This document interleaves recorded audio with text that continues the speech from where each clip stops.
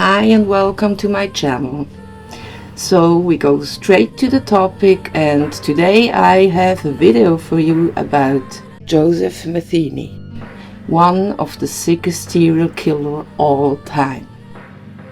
Joseph Metheny, one of the sickest serial killer who lived of all time. Joseph Roy Metheny was an American serial killer and rapist from the Baltimore, Maryland area. On December 1996, Joe Metheny, 41, who authorities say preyed on women with drug or alcohol problems, was charged with killing 3 women. Metheny was first arrested for the slaying of a 26-year-old woman whom authorities said he met at the Borderline bar and restaurant in Arbutus, a Baltimore suburb.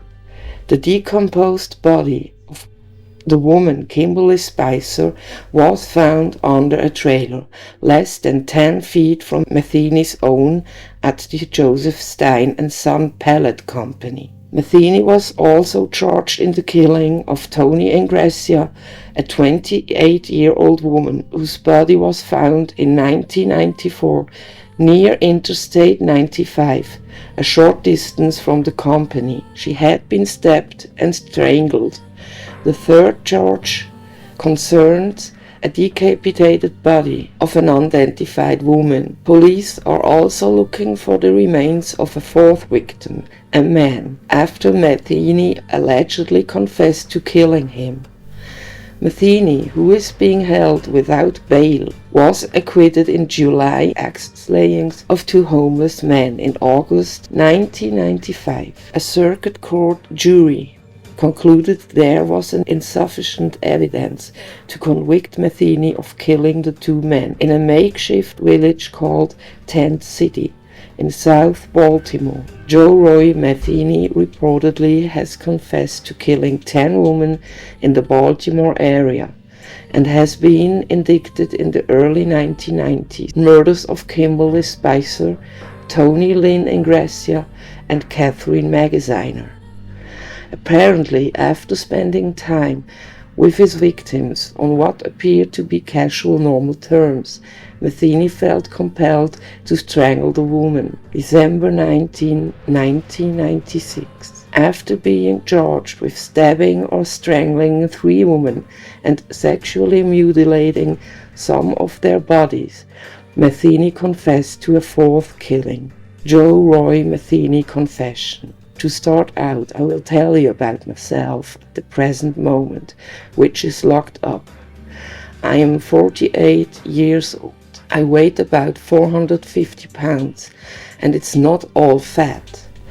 I've been locked up for almost 8 years now, but when one has been sentenced to a couple of life without parole sentence, time doesn't matter anymore. I have no problems with being locked up, for no one put me here but myself. And I deserve to be where I am at, cause I had 12 law-abiding jurors that told me so in a couple different cases. Haha, I was only convicted of 2 murders and 1 kidnapping for the one that got away. I got 50 years for her. The first murder I was sentenced to life without parole. The second one, they gave me the death penalty. I sat on Maryland's death row for 3 years, and then they overturned my sentence and gave me another life without parole and sent me down here for the rest of my life. I killed 7 people, 3 men and 4 women. 2 men I chopped up with an axe under a bridge in South Baltimore. I was found not guilty for them cause they couldn't prove I did it. Under that same bridge I also killed 2 women and 1 man who has fishing, who just happened to be in the wrong place at the wrong time. I weighed their bodies down and put them in that river.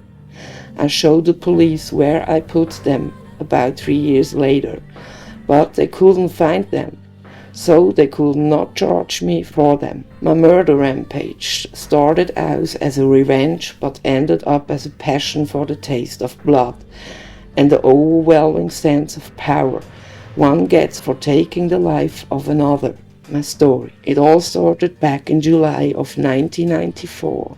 I was at work. I was a truck driver. I was working overtime this one night. Then I got off and went home as I always did. But when I opened the door and turned on the light, noticed there was nothing there. My old lady had taken everything, including my son, and left me.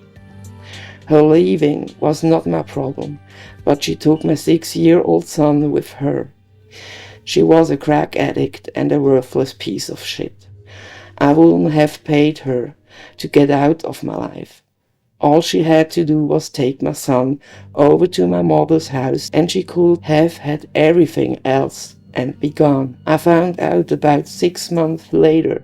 She had moved on the other side of town with some asshole that had her out selling her ass for drugs. They got busted for drugs and they took my son away from them for child neglect and child abuse. I had no chance of going to social services and trying to get my son back due to my past criminal record. So I took it upon myself, with the hatred I had for these two who lost my son, to go looking for them.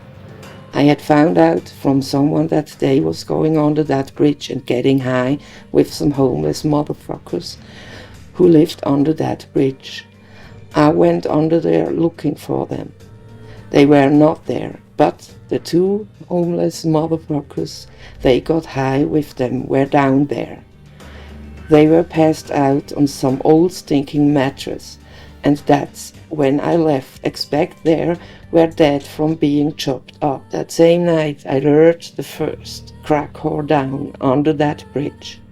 I got her high and was trying to get information out of her about my old lady's whereabouts.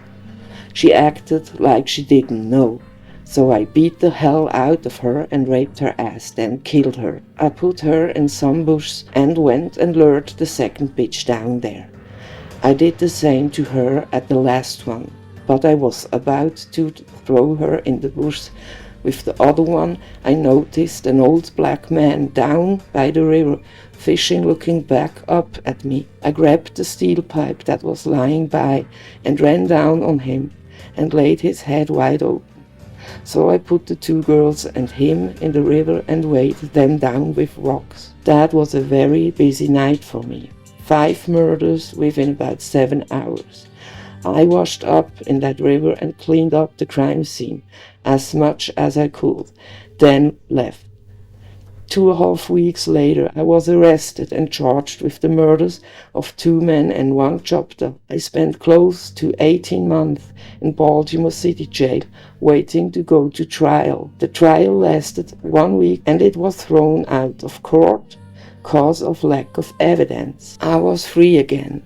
I went back and talked my old boss into giving my job back to me at the pallet company. There was a little trailer on the property, so I told my boss to let me stay there and I could keep an eye on the place. He agreed to this and gave me the keys to the front gate and main building.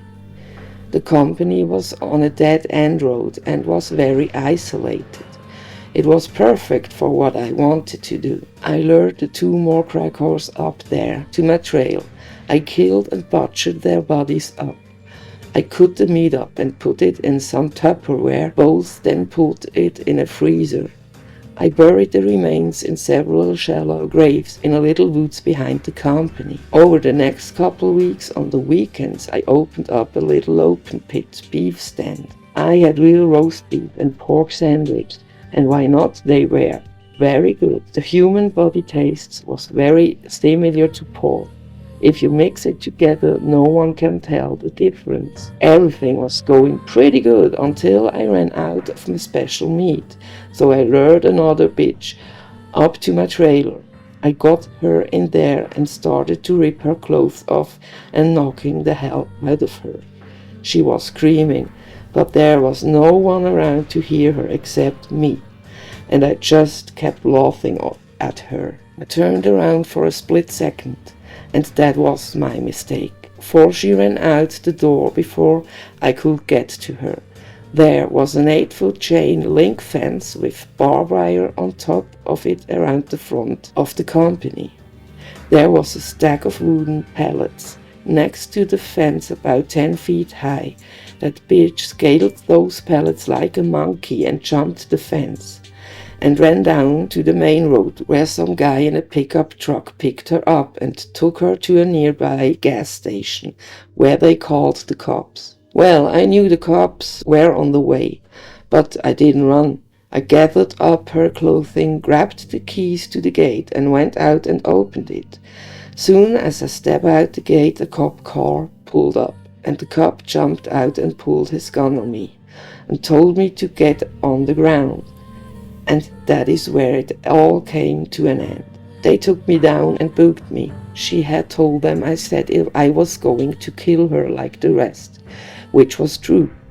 They had me sitting in a little room down at homicide drilling and damn near kissing my ass, trying to find out what I had done.